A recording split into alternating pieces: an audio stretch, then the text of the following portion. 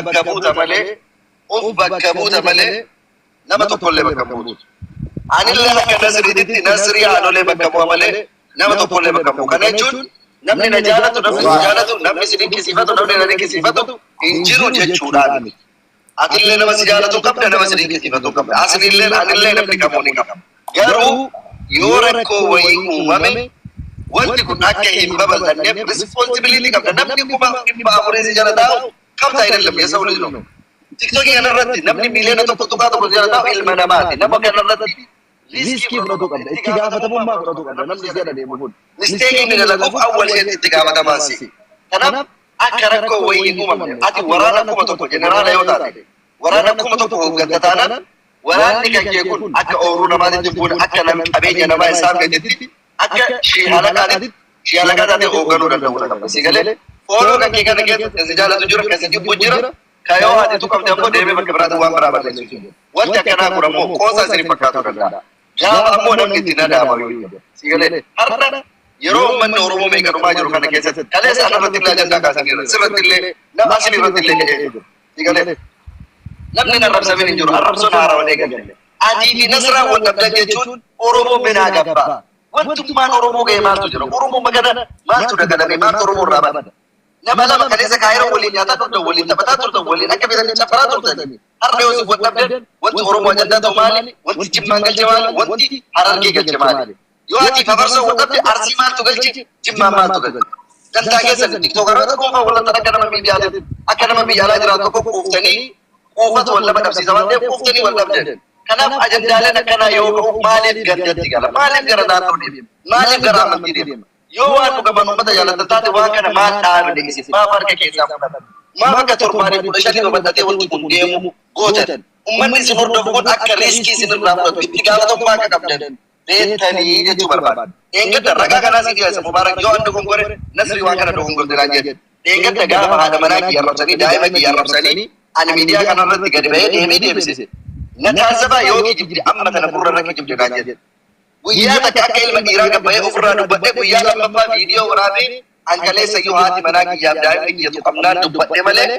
har'arraa ajandaa kana dhaabee jira keessaa bahee jira jedhe. Ji'a tokko na raggadde uummanni sun. Ji'a tokko kana guutuu laalee cal'ise maaliif garaagarummaa sababa kanaatiif Oromoo wal hin qoodne jedhee ajandaa san keessaa bahe. Isinoo waan kana maaf hin godhe ankaleessa jabaadde akkas godhe naafaa isaa jechuu barbaadee jiru mubaarak gara taane akka nu hubanne Oromoo sodaadha. Garuu dhugaadha haati kee arrabsamuu dandeetti daa'imni kee arrabsamuu danda'a ati arrabsamuu dandeetti. Akka dhiiraa guyyaa takka ofirraa qolatan maalummaa fi tola qofa osoo hin taane lolallee akka danda'uu danda'an hin agarsiisan san booda ajandaa keessaa fudhatanii galan. Waan kana maaf hin godhe masoonni kee goolabee jira.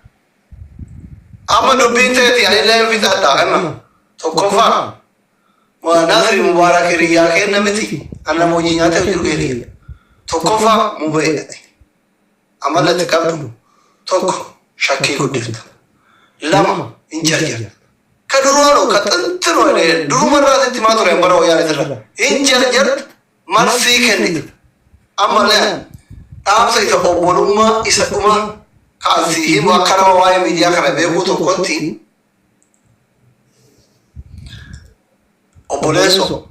ati feetu araaramuu baadhu silaa rabbi girrisaa si hire mars attis amma wanni dubbii kana ho'ise bar yoo amartoon si arabse dhuftee deebii kennite iluu mana baratu hin kennite nasraan baratu hin kennite an baradhu hin kennite nasriin baratu hin kennite eessa gabii haalella suma dhugaa rabbi ka dhugaa rabbi waan dubbii bareetaa jiru kana si galee miti ira nuti amma isin feetan araaramuu baadha wani nu ilaalatu hin jiru garuu akka nama yeroo rakkanne rakkoo wal baataa ture tokkotti yeroo namni rakkate waliin cinqamaa ture tokkotti obboleessa waan ibada osoo nama hinaafu taate fakkeenya sitti himaa yeroo ati ummata akkana godheto wabillaahi ilkariim an gargaarta mara keetti irratti kada dhukkubsadhee bashitanyaa ta'e manatti gala rabbii lama taane kakaka si galee miti isuma dhugaa rabbi dhugaa dhugaa jechuudha takka mube abootii wajjin kada dhukkubaa ture maako baakee akkana goote jedhee beeka takka gargaarta mara kee seene namni naa olleen caargate jira jaha yoo jette jaha buusa hin beekte tapha galsiitii fi gargaarsa irratti namni aslii moo hin jiru jettee atukkisee meeqa ragaa ba'aa turte rabbiin shaahidi gargaarsa mana keetitti kalee dhukkubsate kaleen na dhukkume bashittanyaa ta'e jechuudha. Si galee miti.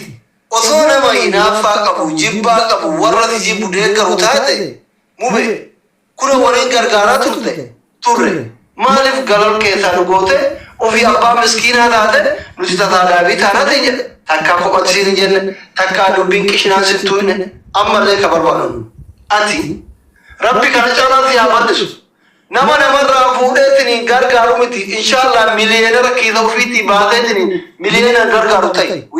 I don't care akka kiyyaatti dhimma qaban hin beektaatellee kana yoo amma ijoollee gara keenya walolaniif rakki shakkii qabaate malee hin beekta kana eenyuma olitti akka namatti hidhaamne yookaan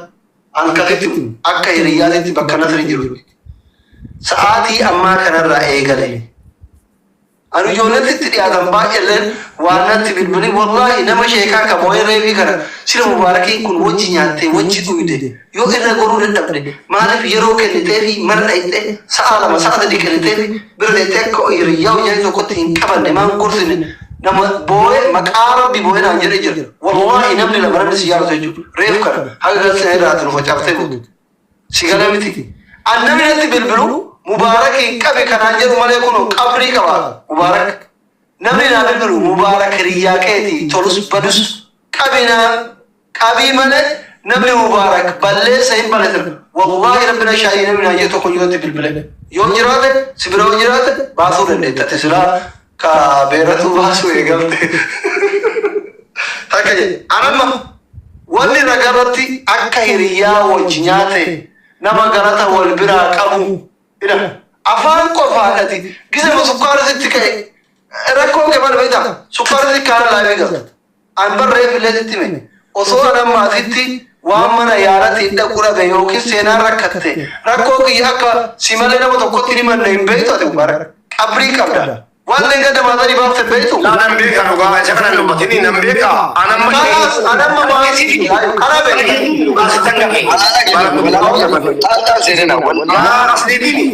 kana beeka garuu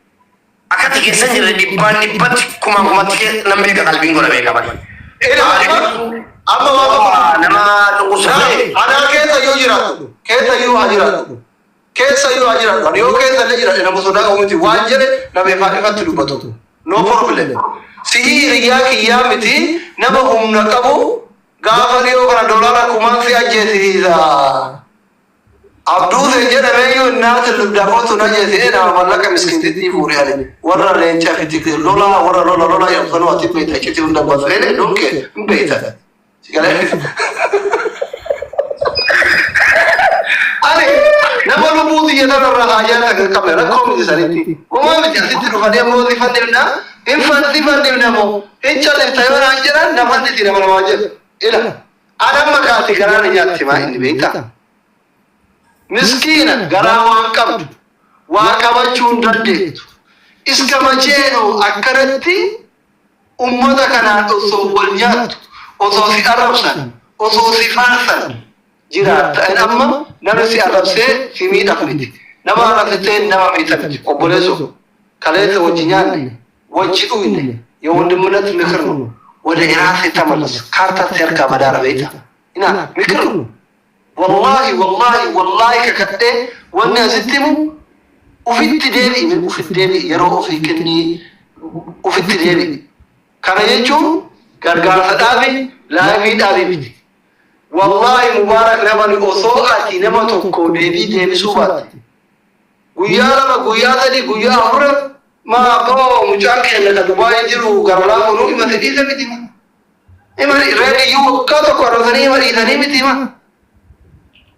deeggadda isaan arrasi deebisuu kaasa asli dhugaa keetti argiteetta kala garalaa fudhamni haadha kiyya qabrii keessaa baasee arrabsaa ture garalaa fudha nasitti dubbadde ta'ee dhiisee ta'ee beekumoo akkuma dheeraadha maa callisee jedhee yookiin tokko madde yookiin itti ni madde lama keessa tokko na yaala.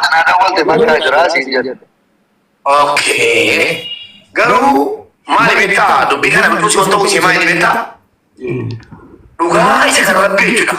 kunoo kila saniinis hin jenne malee saniis miidiyaa lafarraa kenne malee gurri isaa dhufee jira jedhee yaadaan maaliif yoo kan fagaate waa gadi gadi jiraadhaan sheeriin dhabamu Kawti bilau kita tidak tahu. Lagi macam ni. Dubbi ni bakki singkat jabat anis isu ni mana beta.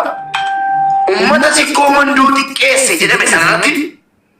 dubbi jabat. Umat si komando di kese jelas aku mana saya macam ni. Asal saya ni mana ni? Fikir lagi kan. Yero tak soal lagi. Yero sila soal dulu. Kau biar sitik lagi. Yero boleh tadi je. Tadi ganda jalan lokotina, amanti jalan lokotina, wali terangkata dan ada orang dan tak kisah ni begini. Dubbi nama mana kata tu, sama dubbi nama, sebenarnya aku nak baca, anak benar benar baca aja, nasi benar benar baca tu. Aku malah di baca tu ya. Aye lagi fataga, orang kisah ni. Dubbi macam singkat, macam orang sih. Amma umat si komando, namanya asli cala jalan kamu, asli. Jolly kita kami uji jiran anak, orang kau jadi PC dah. Kita tu kau jadi jiran anak biar kau kes. Imam madara tigaru, buaya ni cali senjul. Dapat fatani, asli cala ni, famous dulu itu korang tu faham benda. Si komando berkabuna, si komando tidak tu kombo, si komando tibude kes itu je. Siapa pakai ini disuruh di situ mana kan, di mana disuruh dia je teman. Gerala apa kata Arab sih? Ya Rabbi wana gati sirri mandi sila afi jennebi jechuu sinando mali kabri jirti sina afi jettu sigale wana nama jeppisiisu atille yoo dubbiin dhattee wanti kamu salphata kara sigale callisee nama wajjini wanti bakka deemu gara laa bochuudha muwatamee dhiise malee kana dheeratee agaraan abbi galeessin jenneen bilookii godhen gudurgosin nama gudalannu dhiise iyyee dadhabii alama tokko guutu amma immoo utuu akkasuma arrabsani inuma callisa si gale si komandooti keessee uummanni si komandoo mata bal'aa kana miidhaa irratti argitu kana guzuufis minoo mata baay'eedha miidhaa irratti jechuudha lafa irratti dhiisiiti lafa irratti bal'aa ummata si komandoo keessa yeroo jedhamu ummanni si komandoo eessatti xiqqaate fidaa jedhee qabe laalan maaliif kan inni dhageenya dhaga'uu qaba kijibbii jalaa bakkee qabu ba'uu qaba sana booddee maangudummaa taa'ame nan gammade maangudummaa sana nan barbaade jala caalaatti bakki itti si komandoo keessa yeroo jiraate morma kiyya ummata si komandoo oromoo guutuu si komandoo dhiifa gaafadhu dhageessa taase si komandoo dhiifa gaafattu malee jenna si komandoo miti si komandoo cuunfaa oromoo keessaa tokko Oromoo kutaa kudha tokko dhaabanii dhiifa gaafadhaan kamaan nama battan kan jedhu qabadeen deeme maanguddummaa jaate rabbi si agarsiisu abbaa gadaa fa'i dhufe nuti keessa maal jedhe kana jedhe nama danuu dhagayeega jedhame hin jenne jechisiisi nama himatamu jedhaman guutu dubbiin kun yoo akka walaan jechisiisi gaggabuun isaa karaa walaa dabarsu noomame suurri isaa miti kana maangudummaa jedhame suuraa qabamee natti dhufe yeroo namni suuraalee historiikaa gad deebisee arrabsu jala turte. Ani waan ture egaa lakki jala iyyee jala ture. Garee gasti jooyin godhe jala laalee deemeera beekaa tokko hin teenyaan jedhee kadhadhe. Warri koomantii hundi isaa nagaa feena jalaa jira na bira. Ana see dhaggeeffadhu nageenya si gaafa sana asii erga ta'e dhageera. Seereera jedhee bakka dhiisuu tiktookii